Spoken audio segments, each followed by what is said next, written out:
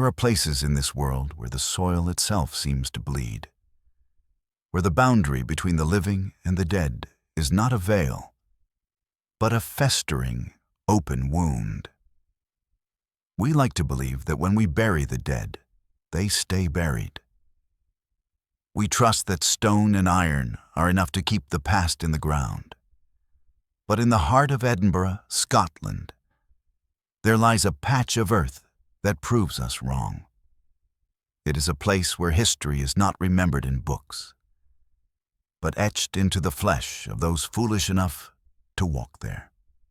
This is a story of religious persecution, of a cruelty so profound it survived death, and of a modern-day entity that has been documented by police officers, city officials, and hundreds of terrified witnesses. Welcome to Nocturnal Ledger. To understand the horror that stalks the Greyfriars Kirkyard today, we cannot simply look at the ghost stories of the present. We must descend into the blood-soaked history of the 17th century. The year is not just a number. It is a coordinate in pain. The late 1600s in Scotland were a time of brutal religious upheaval. It was an era when the king demanded absolute spiritual authority, and those who signed the national covenant, the Covenanters, refused to bow. They believed that only Jesus Christ could be the head of the church, not a mortal monarch. This defiance birthed a civil war of the soul, and the man tasked with crushing this rebellion was Sir George Mackenzie. History remembers him as a brilliant lawyer, a Lord Advocate, and a man of high society. But the people of Edinburgh, the widows and the orphans of the resistance, gave him a different name. They called him Bloody Mackenzie. He was a man of cold, calculated malice, a figure who viewed the torture of dissidents not as a necessary evil, but as a righteous crusade. Under his legal and political direction, thousands of Covenanters were hunted down, imprisoned, and executed. But it was not merely the executions that stained his soul. It was the manner in which he broke human beings. Following the Battle of Bothwell Brig in 1679, over 1,200 Covenanters were marched into Edinburgh. There was no prison large enough to hold them, so Mackenzie devised a solution that would become a literal hell on earth. He corralled them into a section of Greyfriars Kirkyard, a narrow strip of land enclosed by high walls and iron gates. This became known as the Covenanters' Prison. For 4 months, these men and women were kept under the open sky. They had no shelter from the biting Scottish winds, the freezing rain, or the scorching sun. They were given 4 ounces of bread a day. If they moved too quickly, the guards were ordered to shoot. If they tried to sleep, they were often beaten awake. The ground turned to a slurry of mud and human waste. Disease ran rampant. Dysentery and gangrene claimed those the bullets missed. By the end of the ordeal, most of the 1,200 were dead, executed, or sold into slavery in the colonies. The few who survived carried scars that would never heal. And watching over this suffering, orchestrating the misery from his high office, was Bloody Mackenzie. When Sir George Mackenzie died in 1691, he was not buried in a pauper's grave like his victims. He was interred in a grand, undomed mausoleum, the Black Mausoleum, located ironically just yards away from the very prison where he had tormented so many. For centuries, an uneasy peace settled over Greyfriars. It was always known as a spooky place, a Gothic masterpiece of moss-covered skulls and crumbling headstones. But it was dormant. The energy was there, lurking, waiting for a key to turn in the lock. That key was turned on a cold, damp night in late 1998. The exact date is often debated, but the event is a matter of record. A homeless man, seeking shelter from the bitter Edinburgh rain, wandered into the Kirkyard. He was looking for a place to sleep, a corner out of the wind. He found the Black Mausoleum of George Mackenzie.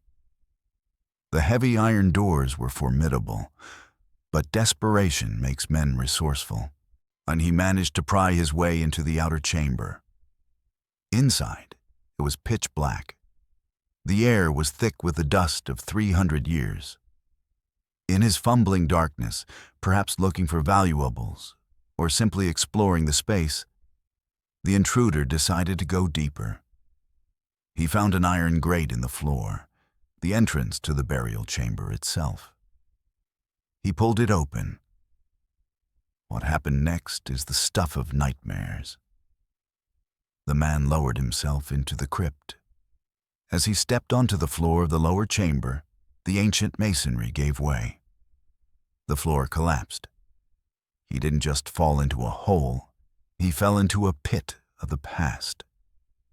Beneath the mausoleum lay a mass grave, a dumping ground for plague victims and those who had been denied proper burial. The homeless man found himself neck-deep in a slurry of ancient putrefied remains. The shock of the fall, or the smell of centuries-old death, and the sheer psychological horror of the situation sent him into a panic. He scrambled out of the pit, screaming, bleeding, covered in the dust of the dead. He burst out of the mausoleum and ran into the night. A gardener, walking his dog near the cemetery gates, saw this figure, covered in gray dust and grime, eyes wide with madness, charging toward him. The gardener fled in terror, believing he had seen a corpse risen from the grave. The homeless man disappeared into the city, never to be identified. But the damage was done. The seal had been broken. The sanctity of the tomb had been violated. And something that had been sleeping for 3 centuries began to wake up. In the weeks and months that followed, a strange pattern began to emerge. Visitors to the Kirkyard, specifically those who ventured near the Black Mausoleum and the Covenanters' prison, began to report bizarre occurrences. At first, it was easily dismissed as hysteria or overactive imaginations. People claimed to feel cold spots, not just a chill in the air, but a concentrated freezing vacuum that seemed to suck the heat out of their bodies. Others reported a smell, a sudden, overwhelming stench of sulfur and rotting flesh that would appear and vanish in seconds.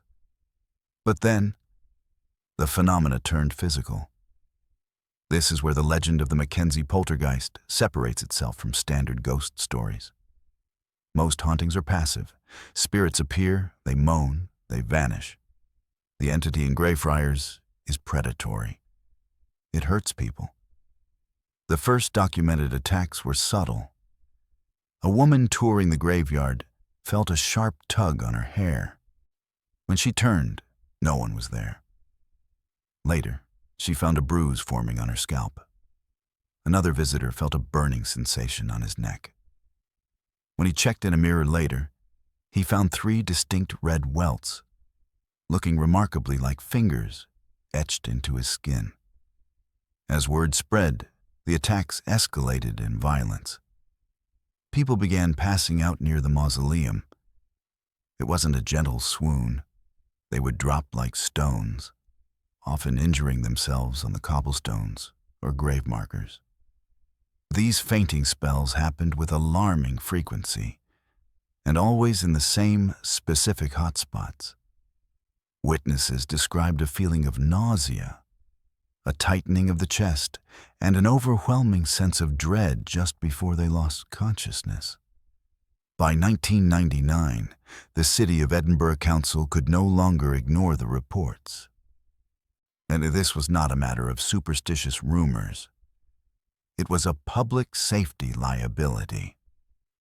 Police officers were called to the cemetery repeatedly, not for vandalism, but to assist tourists who had been assaulted by an invisible assailant. There are official police logs of officers arriving to find people hysterical, bleeding from unexplained scratches, or unconscious. The most disturbing aspect of the physical evidence is the nature of the injuries. The scratches often appear beneath layers of heavy clothing. Victims wearing thick winter coats, sweaters, and undershirts have reported feeling a sharp pain, only to undress later and find deep, bleeding scratches on their torso or back. The fabric of their clothes remains untouched, no tears, no marks. Yet the skin underneath is lacerated. Burns are also common. These are not heat burns, but chemical-like discolorations, sometimes small and circular like a cigarette burn, other times large, angry rashes that take weeks to fade. One of the most compelling chapters in this saga involves a man named Colin Grant. Grant was a minister and a spiritualist with a reputation for handling difficult cases. He was not a man who scared easily. In the year 2000, concerned by the escalating violence and the dark reputation the Kirkyard was garnering, Grant decided to perform an exorcism. He wanted to cleanse the area, to bind whatever dark energy had been unleashed. He stood in the Covenanters' prison, surrounded by the high stone walls, the very walls that had penned in the suffering thousands 3 centuries prior. According to those present, as Grant began his ritual, the atmosphere in the graveyard shifted dramatically, where the wind died down. A heavy, suffocating silence descended. Grant later reported that he was hit with a wave of malevolence so pure and so powerful that it nearly knocked him to his knees. He described it as surrounded by hundreds of tormented souls, trying to push through, led by a darker, more controlling force. Grant did not complete the ritual. He stopped, shaken to his core, telling his companions that the evil was too strong to be bound by one man. He left the graveyard that night terrified. He told friends that he feared for his life, that he had attracted the attention of something he couldn't control. Tragically, a few weeks later, Colin Grant died suddenly of a heart attack. While skeptics will call this a coincidence, for those who believe in the power of the Mackenzie Poltergeist, it was a grim warning. Do not meddle with the Black Mausoleum. The sheer volume of testimony makes the Greyfriars case unique in the annals of paranormal research. We are not talking about 5 or 10 people. Since the disturbance in 1998, there have been over 450 documented attacks. 140 people have collapsed unconscious. There have been reports of broken fingers, nosebleeds, and in a few rare cases, visitors claiming to have been pushed or shoved by invisible hands with enough force to knock them to the ground. The city council eventually took the unprecedented step of locking the gates to the Covenanters' prison. It was declared off-limits to the general public, not just because of the vandalism, but because the liability of people getting hurt, spiritually or physically, was too high.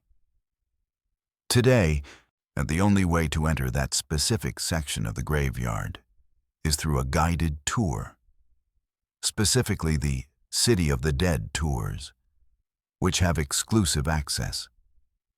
Skeptics, of course, have their theories. They point to the power of suggestion. If you tell a group of people standing in a dark, spooky graveyard that a ghost might scratch them, their anxiety levels spike.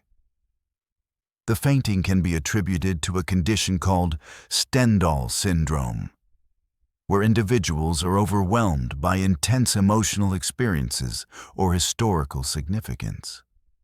The scratches? Psychosomatic reactions, they say. The mind is a powerful tool. It can manifest physical symptoms from psychological stress. Histamine reactions can cause welts that look like scratches. However, these explanations fail to account for the specificity of the injuries.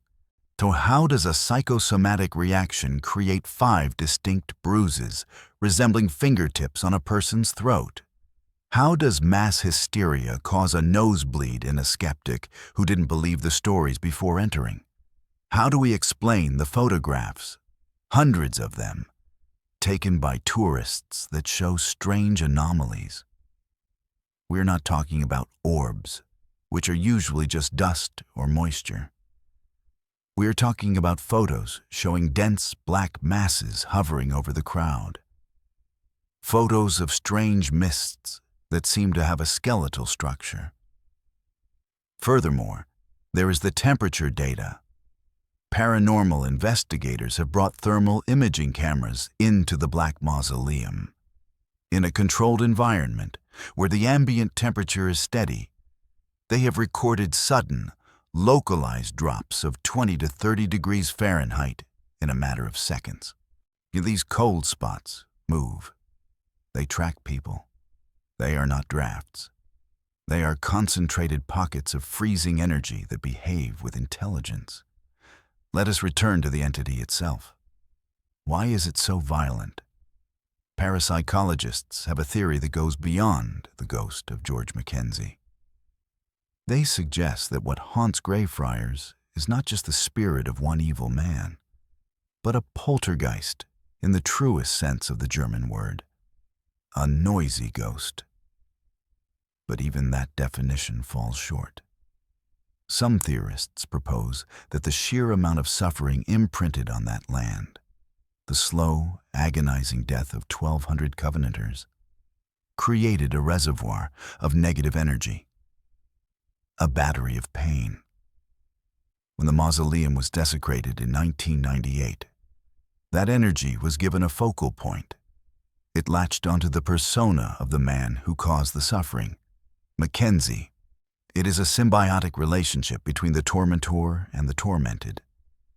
The entity feeds on the fear of visitors. Every scream, every faint, every drop of blood drawn adds to its strength. It is a self-perpetuating cycle of terror.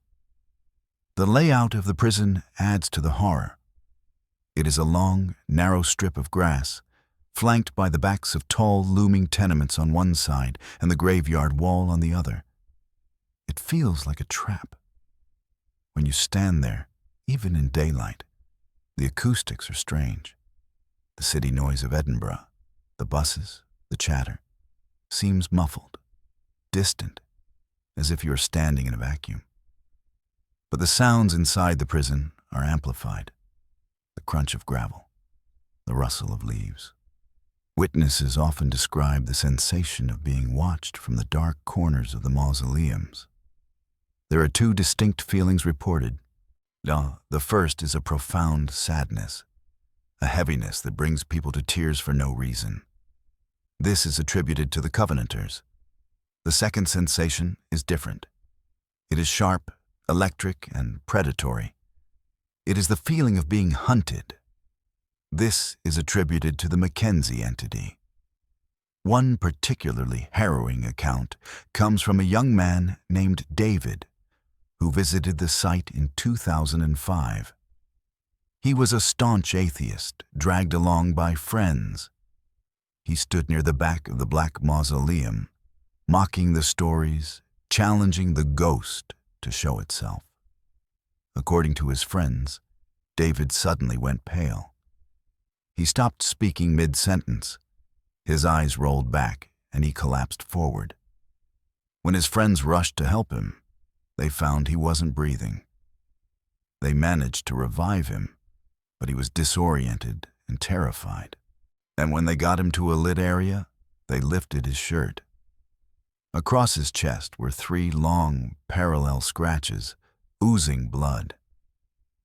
They looked as if he had been raked by the claws of a large animal.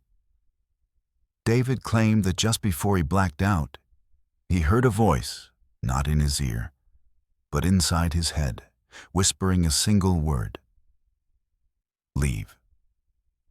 He never returned to Edinburgh. The documented evidence also includes the reports from the tour guides themselves. These are people who are used to the stories, who walk the ground every night. Yet, many of them refuse to enter the Black Mausoleum alone. They have reported being pushed, having their hair pulled, and seeing shadow figures darting between the tombs. One guide reported that during a tour, the heavy iron doors of the mausoleum, which take significant effort to move, slammed shut on their own, trapping the group inside for several terrifying seconds before swinging open again. Even the local wildlife seems to avoid the area. Birds are rarely seen landing on the Black Mausoleum. Dogs, when brought near the entrance of the Covenanters' prison, will often whimper, tuck their tails, and refuse to move forward. Animals sense what we cannot. They perceive the frequencies of danger that our civilized brains try to rationalize away. As we analyze the reality of the Mackenzie Poltergeist, we are left with a disturbing conclusion. This is not a legend that fades with time. It is growing. The activity levels have not decreased since 1999. If anything, they have stabilized into a consistent pattern of aggression. The entity has become a permanent resident of the city, a dark tourist attraction that occasionally exacts a blood toll. It forces us to ask, what are the rules of the afterlife? We want to believe in a system of justice where the wicked are punished and the good find peace. But in Greyfriars, the wicked man, Bloody Mackenzie, seems to retain his power. He is still the Lord Advocate, still the prosecutor, still the tormentor. And the victims, the Covenanters, are still trapped in their prison, their misery fueling the fire of his rage. Scientific investigation has hit a wall. The physical evidence is undeniable. The scratches, the bruises, the burns. But the cause remains elusive to material science. We are left with the testimony of the victims, the police reports, and the chilling atmosphere of the place itself. If you ever find yourself in Edinburgh, you can walk up to the gates of Greyfriars. You can peer through the iron bars into the Covenanters' prison. You might see the green grass, the weathered stones, the peaceful stillness of a city park. But remember, the stillness is a lie.